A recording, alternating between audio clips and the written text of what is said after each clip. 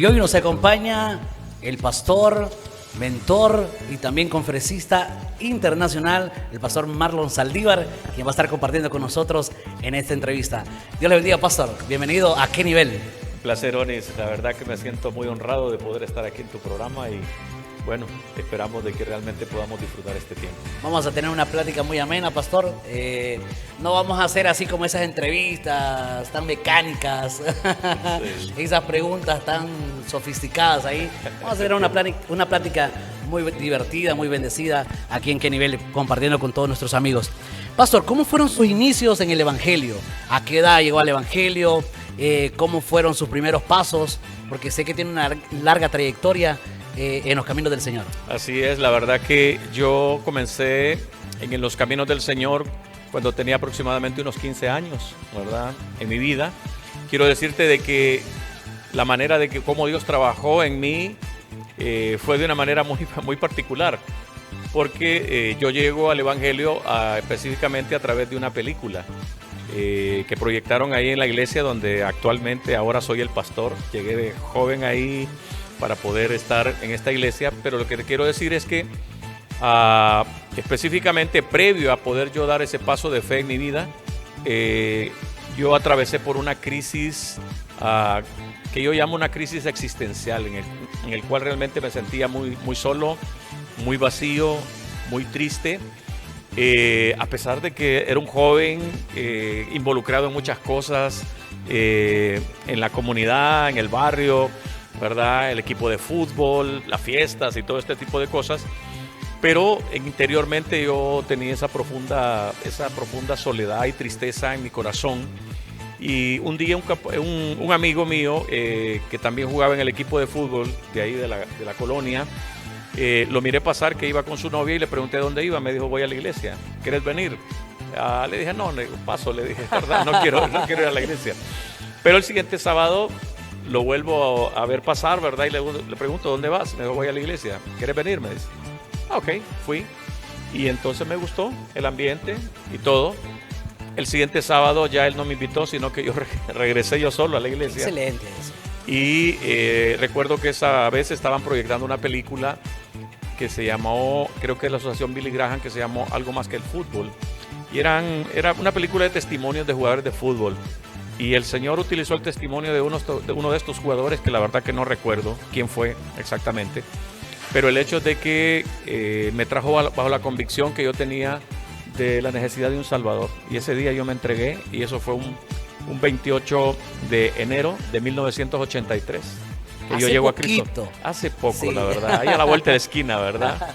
Así es como yo doy mis primeros pasos, ¿verdad? Especialmente al entregarme al Señor, y de comenzar a ser formado, discipulado, ¿verdad? Por un hermano que realmente aprecio mucho yo. Él se llama Roberto Gómez, y él fue el que me discipuló por lo menos en los primeros pasos del Evangelio. ¿Cómo se llamaba? Roberto Gómez. Roberto Gómez. Así Qué es. Excelente. Eso cuando tenía 16 años ya, 15 años.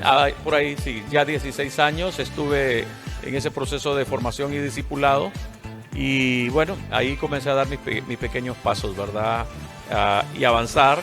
Una de las cosas que el Señor hizo es que me puso un profundo despertar y deseo por leer la palabra del Señor. Yo a temprana edad comencé a devorar la palabra del Señor, a tal grado de que yo me encerraba las tardes que me quedaban libres a leer la Biblia. Yo me devoré la Biblia de una manera, pues a mi manera de leerla, ¿verdad?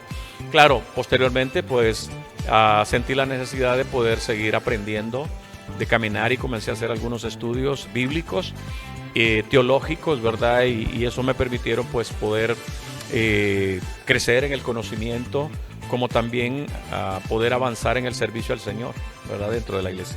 ¿Fue capacitado a temprana edad? Pastor, ¿cuál fue el primer mensaje? ¿Cómo fue esa experiencia, el primer mensaje que usted predicó en la congregación? Eso fue, bueno, es una experiencia que yo la recuerdo. Hoy me río de esa situación, ¿verdad? Pero bueno, ese es el poder de los pequeños comienzos, como se dice. Y recuerdo que mi pastor, en vida, porque ya partió a la presencia del Señor, un día el pastor me dijo, Marlon, usted va a dar va a dar el mensaje en esta reunión en casa, ¿verdad? Que precisamente era la casa del que hoy es uno de mis mejores amigos, ¿verdad? Pero fuimos a su casa porque la intención era poder alcanzar al padre de él, porque él no había entregado su vida a Cristo. Y bueno, me dijo, usted va a predicar aquí en esta reunión en mi hogar. Bueno, yo me preparé lo mejor que pude. No sabía nada acerca de la predicación, había visto a mi pastor, cómo hacerlo, ¿verdad? Pero mi pastor, pues tampoco era que tenía él tanta formación bíblica, homilética, teológica. Tenía su nivel, ¿verdad?, para hacer las cosas, pero no tenía tanto estructura homilética como se conoce hoy en día. Pero de igual manera, ¿verdad? Yo dije, yo más o menos lo voy a hacer así como él lo hace. Y entonces lo que hice fue escribir todo mi mensaje.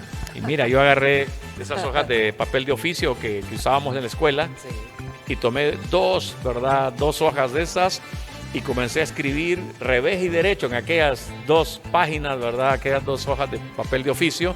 Las llené totalmente y llegó el día.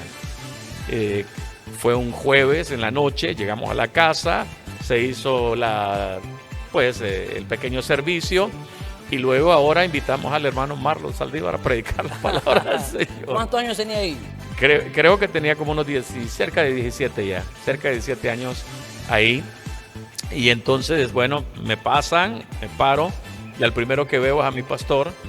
Y también a la segunda persona que veo es, teníamos un misionero, el doctor Thomas Kennedy, ¿verdad? Un doctor en teología, y los tengo sentados frente a mí. Y cuando yo los veo a ellos, a mí se me olvidó totalmente el mensaje, Onis.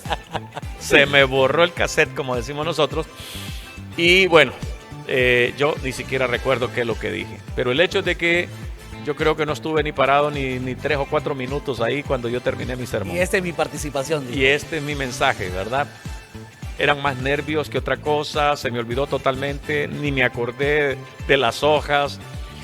Fue una experiencia. Recuerdo que el misionero que teníamos ahí, el doctor Thomas Kennedy, se me acercó a mí y me dijo, lo felicito, y me dijo lo siguiente, mire Marlon, solo le voy a decir algo, me dice, probablemente no va a ser el mejor predicador del mundo, me dijo, pero va a ser el más gustado, me dice. Yo quedé pensando, ¿y por qué voy a ser el más gustado? Sí, porque solo predicó 3 minutos. Me dice. No pidió 5 más. No pedí 5 más. Ahora ya han cambiado las cosas, ¿verdad? Pastor, me recuerda la historia del predicador, el príncipe de los predicadores, Charles Spurgeon, que dice que él se convirtió con la predicación de alguien que creo que era la primera vez que predicaba. Sí. Y usted conoce la historia. Sí. Y ahí se convirtió este hombre que fue llamado el príncipe de los predicadores, que sabemos que ha escrito muchos libros, muchos comentarios y que nos ha ayudado hasta el día de hoy. Yo siento que ese día, aparte del misionero, alguien más salió bendecido también. Yo creo que sí, yo creo que pues fue el hecho de que mi pastor, ¿verdad?, que ya está en la presencia del Señor, para honrarlo, pues él se llamó Gilberto Guifarro y está en la presencia del Señor. Él fue el que prácticamente me dio el empujoncito para que yo pudiera dirigirme especialmente a ese camino de la predicación. Él después dedicó tiempo para poder irme formando y el hecho de poder hacerlo periódicamente, a tal grado que en una oportunidad yo platiqué con él y le dije, pastor, yo siento que no estoy haciendo mucho en la iglesia y me gustaría que pues hacer algo más. Y me dijo, ¿quieres hacer algo más? Y recuerdo que me mandó a un campo blanco que la iglesia estaba ya trabajando aquí en la primera etapa en la colonia Satélite. Estábamos trabajando en un campo blanco, el cual lo visitábamos siempre y ya estábamos ahí alcanzando personas.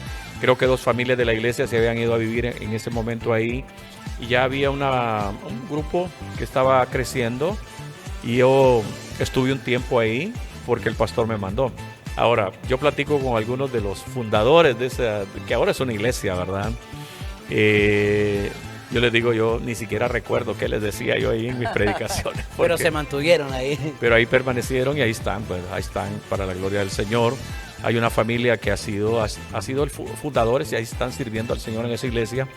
Otra familia se movió, no tanto porque quisieran irse, sino porque al hermano, pues el Señor lo llamó al ministerio y ahora él está pastoreando una iglesia, sino porque ellos estuvieran ahí, sus hijos están ahí en esa iglesia, ¿verdad? Y él y su esposa están pastoreando una iglesia, ¿verdad? Y lo están haciendo con muy buen suceso, ¿verdad? Entonces... Qué excelente, Pastor, saber eso. Conferencista internacional, Marlon Saldívar, con mucha experiencia en el área de liderazgo. ¿Cuáles son las características que un buen líder puede tener o podemos ver nosotros? Ok, esa es una muy buena pregunta, porque a veces, siempre me gusta decir esto, porque yo creo que es fundamental. Y siempre digo que un líder, una de las cualidades que el líder debe tener es claridad, ¿verdad? Porque como dice un refrán o una frase que dice que aquel que no sabe a dónde va, ya llegó. En cualquier lugar es bueno, cualquier lugar es bueno.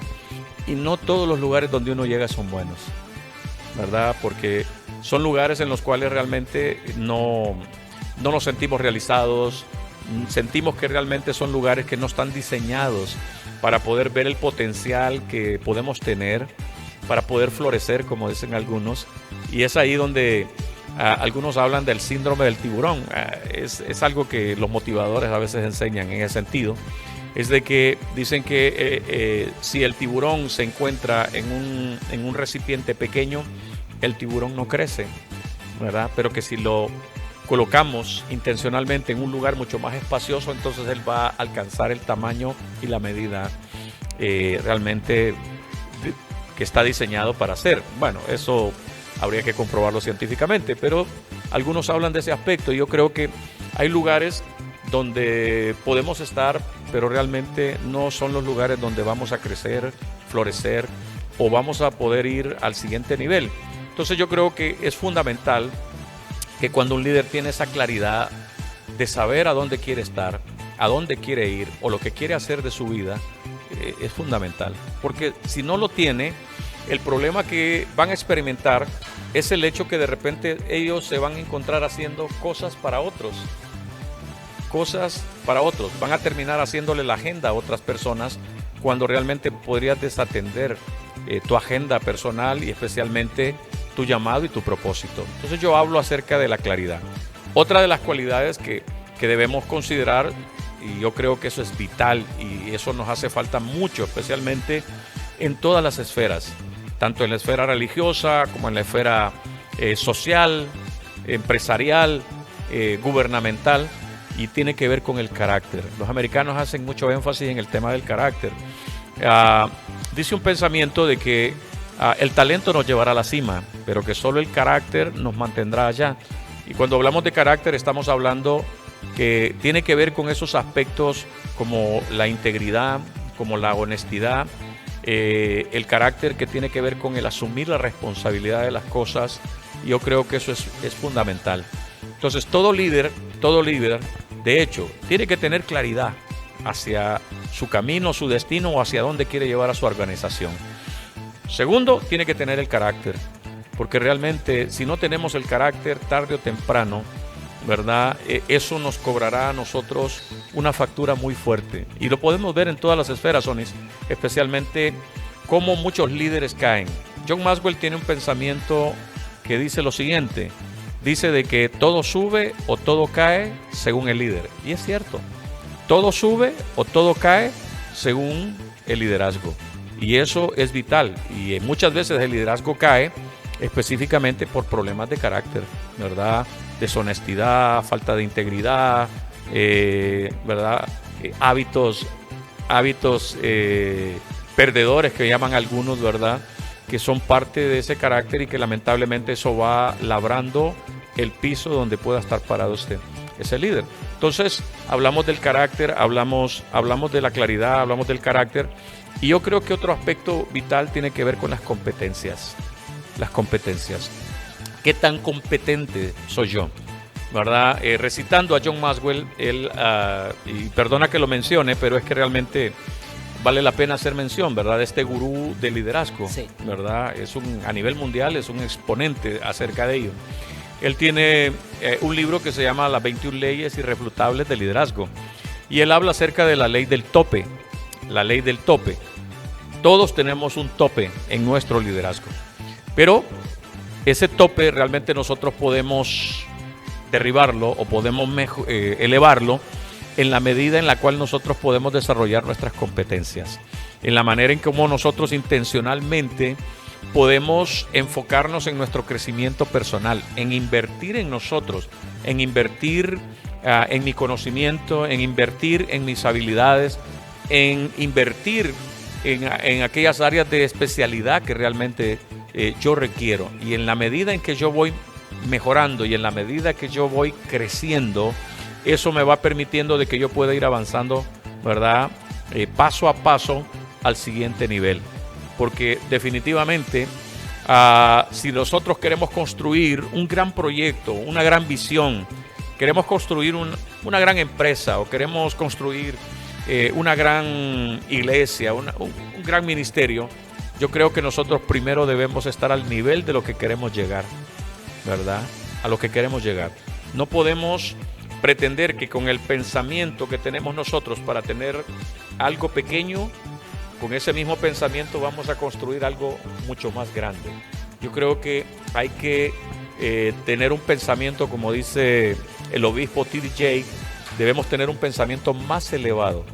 Y ese pensamiento más elevado solo viene cuando intencionalmente nosotros invertimos en nuestro crecimiento personal, específicamente para poder desarrollar, especializar o perfeccionar en nuestras competencias, que son nuestros talentos, nuestros dones, nuestras habilidades y nuestros conocimientos, para que podamos también, no solamente nosotros avanzar en ese campo, sino que también que podamos llevar a otros para que vayan a ese nivel, ¿verdad? Y de esa forma, pues es vital que podamos nosotros considerarlo. Yo creo que cuando hablamos de estas tres cualidades, hay muchas cualidades más que podríamos aquí amanecer y hablar de muchas, pero quiero enfocarme en esas tres para que podamos realmente considerar que son vitales en el liderazgo.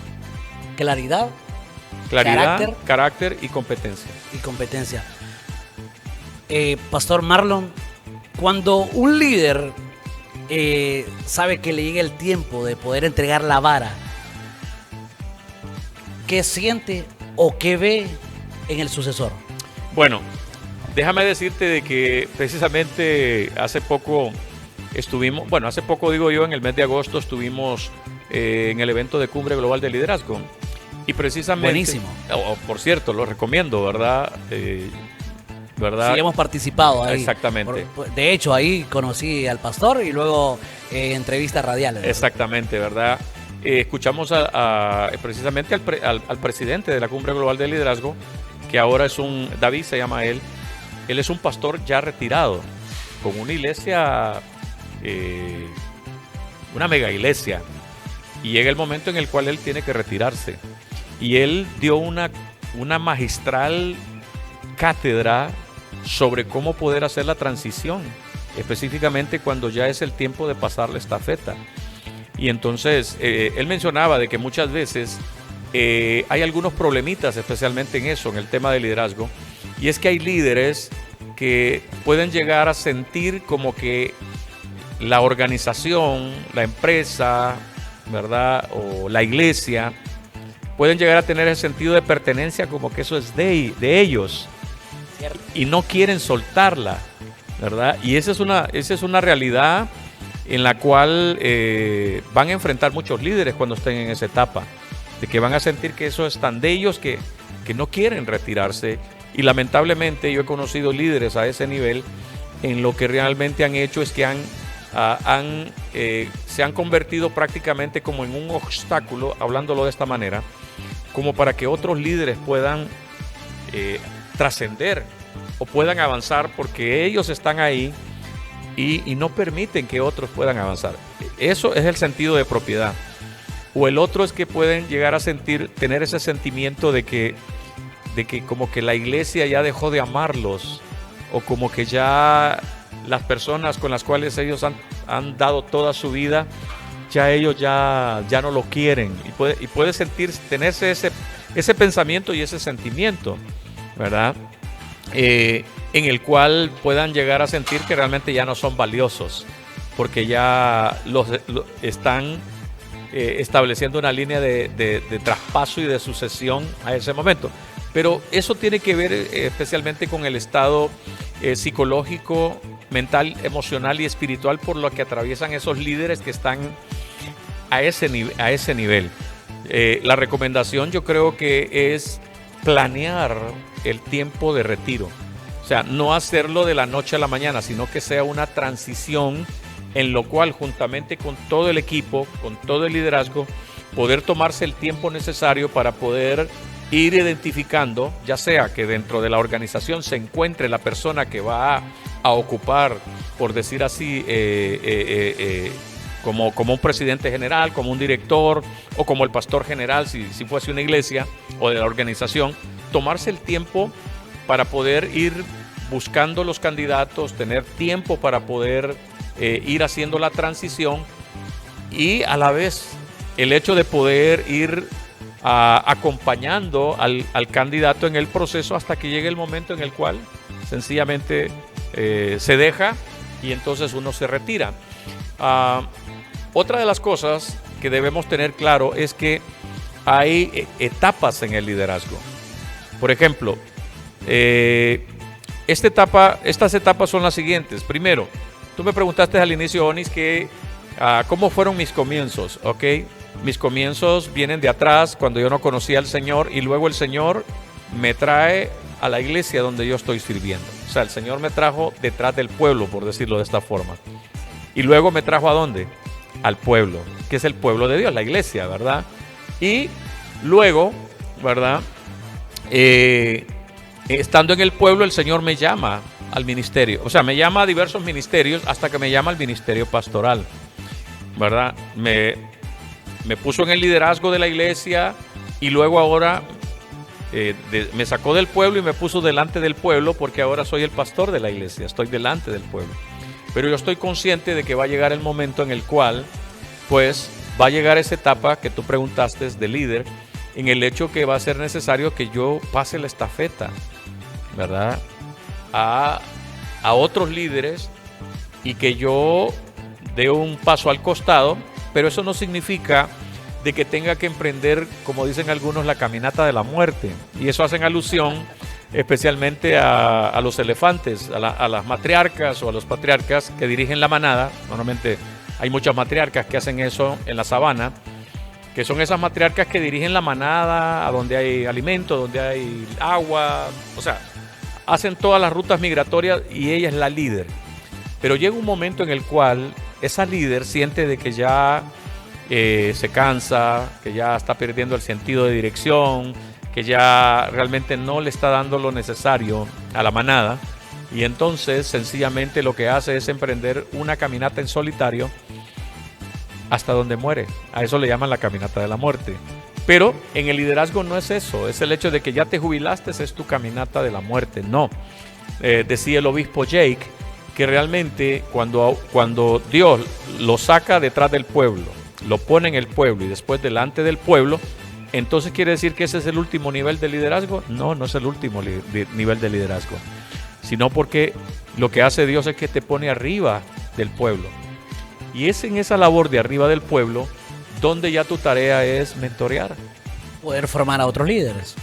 formar, coachar, entrenar y capacitar pastores, formar líderes, ¿verdad? Y lo haces en ese nivel, ¿verdad? No es el hecho de que ya, ¿verdad?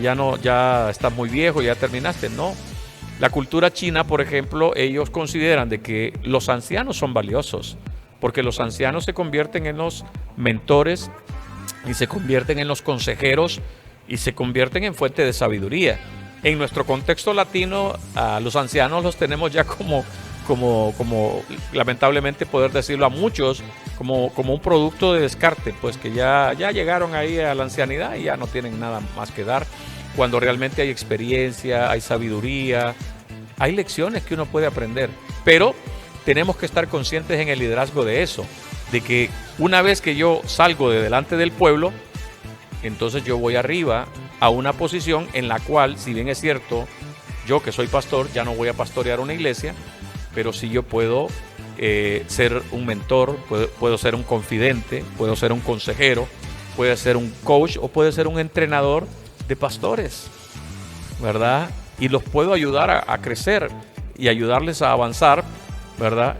A ese nivel. ¿El pastor Marlon Saldívar cree en las conexiones? Las creo. Yo he visto en mi vida un sinnúmero de conexiones que Dios ha traído a mi vida. Yo creo particularmente que a mí Dios me ha dado una gracia para las conexiones, ¿verdad? De cómo poder ser ese puente o ese medio de poder conectar a alguien con otras personas.